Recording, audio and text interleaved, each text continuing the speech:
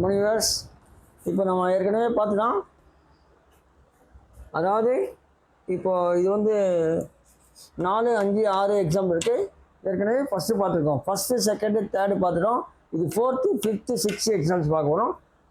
குறிப்பு வந்து அதே தான் இல்லையா? ஒரு வாக்கியத்தில் சில நவுன்கள் சப்ஜெக்டை போல இருப்பினும் அவற்றுள் எது சரியான சப்ஜெக்ட் என்பதை உறுதி செய்து அதற்கான வெர்பை பயன்படுத்த வேண்டும். இதுதான் ஃபஸ்ட்டு குறிப்பு.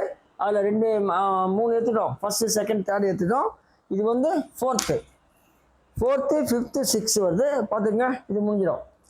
There are many effects in their research. அவர்களுடைய ஆராய்ச்சியில் பல விளைவுகள் உள்ளன.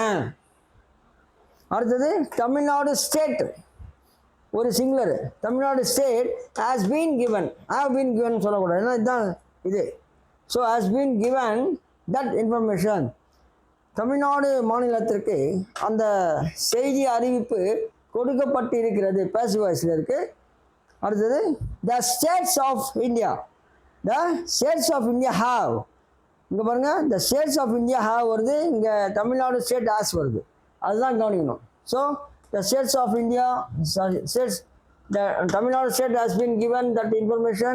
இங்கே வந்து the states of India have been given, have been divided by the government. என்ன அர்த்தம்னா, இந்தியாவின் மாநிலங்கள் அரசால் பிரிக்கப்பட்டுள்ளன. அரசால் தான் பிரிப்பாங்க, நம்மளாம் பிரிக்க முடியாது. அரசால் பிரிக்கப்பட்டுள்ளன. கவனிங்களா? the states of India have been divided by the government. இந்தியாவின் மாநிலங்கள் அரசால் பிரிக்கப்பட்டுள்ளன. So that's all. ஸோ நம்ம மொத்தம் 6 எக்ஸாம்பிள் பார்த்துட்டோம். ஃபஸ்ட்டு, செகண்டு, தேர்டு ஃபஸ்ட்டு பார்த்தோம். இப்போ வந்து 4th, 5th, 6th பார்த்தோம். நம்ம இதே மாதிரி தான் பார்க்க போகிறோம். எல்லா அந்த 18 குறிப்புக்கிறோம். என்ன ஃபஸ்ட்டு குறிப்பு, ஃபஸ்ட்டு இது over, explanation over. Okay. So class is over. நீங்கள் சப்ஸ்கிரைப் பண்ணுங்கள், ஷேர் பண்ணுங்கள், லைக் பண்ணுங்கள். தேங்க்யூ.